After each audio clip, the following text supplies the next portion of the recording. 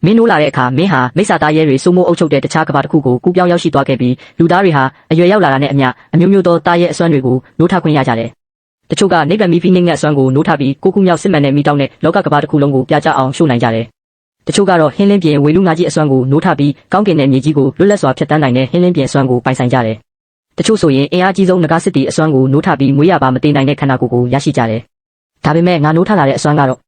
မိစ္ဆာသားရဲတွေနဲ့လုံးဝမသက်ဆိုင်တဲ့ပျက်စီးယိုယွင်းနေတဲ့အိမ်အိုကြီးတစ်လုံးဖြစ်နေခဲ့တယ်။ကျောင်းကဆရာမတွေနဲ့ကျောင်းသားတွေအားလုံးကငါ့ကိုအတုံးမကျတဲ့အမိုက်ကောင်ဆိုပြီးဝိုင်းဝန်းလောင်ပြောင်နေကြတဲ့အချိန်မှာပဲငါနိုးထခဲ့တဲ့အိမ်အိုကြီးစီကနေရုတ်တရက်အတန်ထွက်ပေါ်လာခဲ့တယ်။ဂုံယူပါသည်တင်သည်30ပါသောမိစ္ဆာနဲ့ကျောင်းဆောင်ကိုနိုးထခွင့်ရရှိသွားပါပြီ။10ချိန်တိုင်းစမ်းသပ်မှုကိုကြော်ဖြတ်ပြီးပါကရှေးဟောင်းကဘာဦးမိစ္ဆာကြီး30ကောင်၏အစွမ်းကိုနိုးထစေနိုင်ပြီဖြစ်သည်။ဒီနေ့ကတော့စင်ဟိုင်မိစ္ဆာသားရဲ့အကယ်ဒမီရဲ့နိုးထခြင်းအခမ်းအနားကျင်းပတဲ့နေ့ဖြစ်တယ်။ဒီအချိန်မှာပဲကောက်ကြောင်လှပတဲ့မိန်းကလေးတစ်ယောက်ကနိုးထခြင်းစင်မြင့်ထက်ကိုရှောက်လန်းလာခဲ့တယ်။သူမကတော့ငါရဲ့ကျောင်းဝင်းထဲကနတ်သမီးလေးယိုကြားကြီးပဲဖြစ်တယ်။သူမရဲ့လက်ကိုနိုးထခြင်းကြောက်တုံးပေါ်ညင်သာစွာတင်လိုက်တဲ့အခါမှာတော့ဆူရှာတောက်ပတဲ့အလင်းနှန်းတွေကတကွင်းလုံးကိုဖုံးလွှမ်းသွားခဲ့တယ်။အားလုံးကအဝရကြီးနဲ့အော်ဟစ်လိုက်ကြတယ်။ဒီလိုအရှိန်အဝါမျိုးကအနည်းဆုံးတော့အဆင့်တောင်ဖြစ်နိုင်ခြေရှိတယ်။စင်မြင့်ပေါ်ကအလင်းနှန်းတွေလွင့်ပြဲသွားတဲ့အခါယိုကြားချီရဲ့နောက်ွယ်မှာတမင်တကောင်လိုမိစ္ဆာသားရဲတကောင်ရက်နေတာကိုမြင်လိုက်ရတဲ့တင်းကတော့အဆင့်ရှိတဲ့ကျန်းယူလင်းလူစိမ့်ပြရောင်တမင်နဲ့မင်းဖြစ်ပြီးကုသရဲ့အလင်းနှန်းစနစ်3သားရဲတကောင်ဖြစ်တယ်။ဒါဟာထိတ်တန်းကဲတင်ရှင်အဆင့်မိစ္ဆာသားရဲပဲ။ကွင်းထဲကလူတွေအားလုံးရင်ခုန်စိတ်လှုပ်ရှားသွားကြတယ်။ကျန်းယူလင်းလူရဲ့စစ်မြေပြင်ကကုသပေးနိုင်စွမ်းဟာအလွန်အံ့ဩစရာကောင်းပြီးဘလို့မြင့်မြတ်တဲ့အဖွဲ့အစည်းမှမဆိ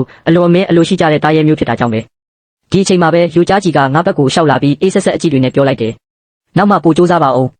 ဒါကိုမြင်လိုက်ရတဲ့အခါလူကြားချီရဲ့သဘောထားတွေပြောင်းလဲသွားတာကိုငါတိတာစွာခံစားလိုက်ရတယ်။ငါလည်းခေါင်းငင်းပြပြီးနိုးထချင်းစင်ချင်းစီကိုရှောက်လန်းသွားခဲ့တယ်။ငါလက်ကိုကြောက်တုံးပေါ်တင်လိုက်တဲ့အခါကောင်းကင်ရံမှာမိမ့်နေတဲ့နန်းနန်းဆောင်ပုံလေးတစ်ခုငါခေါင်းပုံမှာပေါ်လာခဲ့တယ်။ဟာဒီကောင်ကြီးမင်းစင်မြင့်မာနေတာလား။တခြားလူတွေကတားရဲတွေကိုနိုးထတာမင်းကြမှာအင်ကြီးတစ်လုံးကိုနိုးထရတယ်လို့ပိုဆိုးတာကမင်းနိုးထတဲ့အိမ်ကအဆင့်နဲ့ကွ။အတုံးမကျတဲ့ကောင်ဖယ်လိုက်တော့ခုလူတွေအားလုံးကဝိုင်းဝန်းလောင်ပြောင်တယောနေကြတယ်။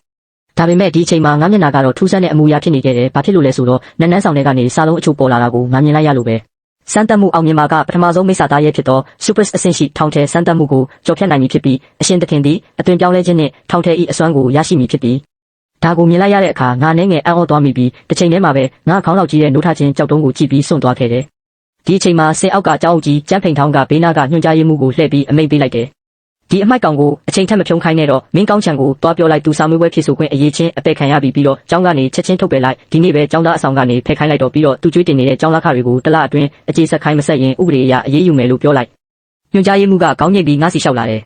ယ်ကောင်းချံမင်းကိုအကြောင်းကြားစရာရှိတယ်မင်းကျောင်းလက်ခမသွင်းတာတနစ်ရှိပြီဖြစ်လို့ကျောင်းကနေထုတ်ပယ်ဖို့ဆုံးဖြတ်လိုက်ပြီးတရက်အတွင်းအဆောင်ကနေဖယ်ပေးပါကျန်တဲ့ကျောင်းသားခတွေကိုတော့တလအတွင်းအခြေဆက်ပါမဟုတ်ရင်ဥပဒေအရအရေးယူရလိမ့်မယ်သူကကျောင်းထုတ်စာကိုငါလက်ထဲထည့်ပေးလိုက်တယ်အဲ့ဒီအချိန်မှာပဲလူကြားချီကလည်းငါးစီလျှောက်လာပြီးကောင်းချံမင်းကိုအကြောင်းကြားစရာရှိတယ်ငါကတော့အဆင့်မိစ္ဆာသားရဲကိုနိုးထနိုင်ခဲ့ပြီးမင်းကတော့အဆင့်ရှိတဲ့အတုံးမကျတဲ့အရာတစ်ခုကိုပဲနိုးထနိုင်ခဲ့တယ်ငါတို့ဟာနောက်ဆိုရင်ကဘာတစ်ခုတည်းကလူတွေမဟုတ်တော့ဘူးငါတို့မလိုက်ဖက်တော့ဘူးလမ်းခွဲကြရအောင်ပြောပြီးတာနဲ့သူမကလှည့်ထွက်သွားခဲ့တယ်ဒါပေမဲ့ဒီအချိန်မှာပဲ30ပါသောမိစ္ဆာနတ်ကျောင်းဆောင်ရဲ့အတန်ကထပ်မံထွက်ပေါ်လာပြန်တယ်နောက်ထပ်1မိနစ်တာကြံပါတော့သည်ကျေးဇူးပြု၍အရှင်သခင်စမ်းသပ်မှုကိုချက်ချင်းပြမြောက်အောင်လှုပ်ဆောင်ပါမဟုတ်ရင်နတ်ကျောင်းဆောင်ကအလိုလျောက်တိကျခွဲထွက်သွားပါမည်ဒါကိုကြားလိုက်ရတဲ့အခါငါဟာလူများကြီးရဲ့ရှေ့မှာတင်နိုးထခြင်းကြောက်တုံးကြီးကိုကောက်ယူပြီးပါဇက်ထဲအတင်းထိုးထည့်ပြီးဝါမျိုးလိုက်တော့တယ်အားလုံးကဒါကိုကြည့်ပြီးစွန့်အံ့ဩသွားကြတယ်ဒါပေမဲ့အဲ့ဒီအချိန်မှာငါရဲ့စိတ်ဝိညာဉ်ကတော့မိစ္ဆာနဲ့ကျောင်းဆောင်ကြီးတွေကိုရောက်ရှိသွားခဲ့ပြီးအဲ့ဒီကျောင်းဆောင်တွေကရုပ်တုကြီးတစ်ခုရဲ့မျက်လုံးတွေကရုတ်တရက်ငကားငွေလန်းလိုတောက်ပလာပြီးကောင်းကင်နဲ့မြေကြီးကိုတုံဟဲသွားစေမဲ့ဟိဟောက်တန်ကြီးထွက်ပေါ်လာခဲ့တဲ့နောက်ဆုံးမှာတော့အလင်းတန်းအားလုံးဟာတားရဲကြီးရဲ့တွေးပင်လဲလိုမင်းမောင်နေတဲ့ပါဇက်ကြီးတွေကိုစုပ်ယူခြင်းခံလိုက်ရပြီးအရာအားလုံးမှောက်မိုက်သွားခဲ့တယ်ဒါကိုမြင်လိုက်ရတဲ့အခါငါတုံ့လောက်သွားမိတယ်နေလကျေတာယာတွေကိုဝါမျိုးနိုင်တဲ့အစွမ်းဒါဟာ super အဆင့်ရှိတဲ့မိစ္ဆာကြီးထောင်ထဲပဲငါဟာတကယ်ကိုကဘာဖြတ်မိစ္ဆာသားရဲကြီးတကောင်ကိုနိုးထစေခဲ့ပြီးထောင်ချယ်ရဲ့နီမြန်းတဲ့မျက်လုံးအစုံကငါ့အပေါ်ကိုကြားရောက်လာပြီးရင်းရဲ့တွေးအိုင်လိုပါဆက်ကြီးကိုဟာပြီးငါ့ကိုဝါမျိုးကိုလှုပ်လိုက်တဲ့အချိန်မှာပဲသတင်းချက်လက်တွေကငါအုံနောက်ထဲကိုစီးဝင်လာခဲ့တယ်ထောင်ချယ်၏အစွမ်းနဲ့ပါရမီများဂုံယူပါသည်ထောင်ထဲ၏ပထမအကြိမ်စမ်းသပ်မှုပြီးမြောက်သွားပါပြီထောင်ထဲ၏အစွမ်းကိုရရှိပါပြီအရှင်သခင်သည် super အဆင့်ရှိကဘာဦးမိစ္ဆာကြီးထောင်ထဲအဖြစ်အသွင်ပြောင်းလဲနိုင်ပြီဖြစ်ပြီးထောင်ထဲ၏ပါရမီများကိုဆက်ခံရရှိပါပ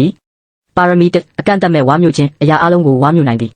ည်ပါရမီနဲ့အကန့်အသတ်မဲ့လူယူခြင်းတခြားသူတွေရဲ့ပါရမီအစွမ်းကိုလူယူပြီးမိမိကိုယ်ပိုင်ဖြစ်အသုံးပြုနိုင်သည်တစ်ချိန်သာအသုံးပြုခွင့်ရှိပြီးလူယူခြင်းခံရသူသည်ထိုပါရမီကိုထာဝရဆုံးရှုံးသွားမည်သို့သောပြစ်မှတ်၏အင်အားသည်မိမိထက်အဆင့်ကြီးတစ်ခုထက်ပိုမှမြင်ရပါပါရမီ3တားရဲဘရင်တောင်းကျမ်းခြင်းထောင်ထဲသည်အလွန်အမင်းဒေါသထွက်နေသောအခြေအနေသို့ရောက်ရှိသွားပြီးတိုက်ခိုက်မှုကာကွယ်မှုနှင့်ပြန်လည်ကုသမှုစွမ်းရည်များအစတက်ဆက်တိုးပွားလာမည်ရန်သူမတိမချင်းတိုက်ပွဲကပြီးဆုံးမည်မဟုတ်ပါတတိပြုရန်ဤပါရမီသည်ခန္ဓာကိုယ်အပေါ်ထိခိုက်မှုအလွန်ကြီးမားသဖြင့်တတိထား၍သုံးဆွဲပါပါရမီအချက်လက်တွေကိုဖတ်ပြီးတဲ့နောက်ငါမျက်လုံးတွေပြူသွားရလောက်အောင်ဒီအစွမ်းတွေကတကယ်ကိုအနိုင်ကျင့်လုံးတဲ့ထိတ်တန်းစွမ်းတွေဖြစ်နေခဲ့တယ် ယခုဒုတိယအကြိမ်စမ်းသပ်မှုကိုထုတ်ပြန်ပါမည်10ရက်အတွင်းခရမ်းရောင်အဆင့်မိစ္ဆာသားရဲ့1000ကိုအောင်မြင်စွာဝါမျိုးရမည်ပြီးမြောက်ပါကထောင်ထဲ၏အထူးကျွမ်းကျင်မှုများဖြစ်သောကောင်းကင်ဖြိုးလန်းသောအသွေးပင်လယ်လောင်အိမ်ရနှင့်ဝိညာဉ်စုပ်သွေးဓာတ်တို့ကိုဆက်ခံရရှိမည်အပြင်ဘက်နိုးထခြင်းစင်မြင့်အောက်မှာတော့ကျောင်းအုပ်ကြီးကျန်းဖိန်ထောင်းကဒေါသကြီးနဲ့အော်ဟစ်နေခဲ့တယ်မင်းတို့အားလုံးဘာရက်ကြည့်နေကြတာလဲစစ်တပ်ကတရားဥပဒေစိုးမိုးရေးအဖွဲ့ကိုအမြန်သွားတိုင်ပြီးဒီကောင်ကိုဖမ်းခိုင်းလိုက်တော့ဒီကောင်နိုးထခြင်းကြောက်တုံးကိုဖျက်ဆီးပစ်လိုက်ပြီးဒါထောင်ကြရမယ်အမှုကွအဲ့ဒီအချိန်မှာပဲငါရုတ်တရက်မျက်လုံးပွင့်လာပြီးမြေပြင်ကနေထွက်လိုက်တဲ့ကျောင်းအုပ်ကြီးကငါ့ကိုကြည့်ပြီးမင်းနိုးလာပြီပေါ့ငါမင်းကိုပြောလိုက်မယ်ဒီနိုးထခြင်းကြောက်တုံးရဲ့တန်ဖိုးကငါတန်းရှိတယ်မင်းမဖြစ်မနေသူငါရဲ့မျက်လုံးချင်းစုံမိသွားတဲ့အချိန်မှာပဲရုတ်တရက်ရင်တုန်ပန်းတုန်ဖြစ်သွားခဲ့ရတယ်ငါရဲ့အကြည့်တွေကတင်သူ့ကိုလန့်ဖြန့်သွားစေခဲ့ပုံပဲနောက်တစ်စက္ကန့်မှာတော့တွေးရောင်လင်းနှန်းတွေကငါခန္ဓာကိုယ်တစ်ခုလုံးကိုလွှမ်းခြုံသွားပြီးရက်ဆက်ကြမ်းကြုတ်တဲ့မိစ္ဆာအရှိန်ဝါတွေကလေထုထဲမှာပြန့်လွင့်သွားခဲ့တဲ့အားလုံးကအသက်ရှူဖို့တောင်မေ့သွားကြရတယ်ကောင်းကင်နဲ့မြေကြီးကိုတုန်ခါစေမဲ့ဒေါသတကြီးဟိန်းဟောက်တန်ကြီးထွက်ပေါ်လာပြီးနောက်တွေးရောင်လင်းတွေလွင့်ပြေသွားတဲ့အခါစင်မြင့်ထက်မှာအမြင့်3မီတာခန့်ရှိတဲ့သွေးနီရောင်ခန္ဓာကိုယ်ကြီးတစ်ခုပေါ်လာခဲ့တဲ့ပြင်းရဲ့ခန္ဓာကိုယ်တစ်ခုလုံးကိုအမဲရောင်နဲ့အနီရောင်တန်ကြက်ကာတွေဖုံးလွှမ်းထားပြီးတန်ကြက်ကာပေါ်မှာသွေးရောင်မီတောက်တွေနဲ့ထူးဆန်းတဲ့အမတ်သားတွေပါရှိကငရဲပြည်ကဆင်းသက်လာတဲ့မိစ္ဆာနတ်မင်းကြီးတစ်ပါးလိုအရှိန်ဝါကြီးမားလာတဲ့ပြင်းရဲ့ရင်ဘတ်မှာတော့မျက်လုံးအစုံကိုပိတ်ထားတဲ့ကြောက်မက်ဖွယ်မိစ္ဆာမျက်နှာကြီးတစ်ခုရှိနေခဲ့တယ်။ဒါကတော့ငါနိုးထစေခဲ့တဲ့ကဘာဦးမိစ္ဆာကြီးထောင်ချဲရဲ့အစစ်မှန်ပုံရိပ်ပဲဖြစ်တော့တယ်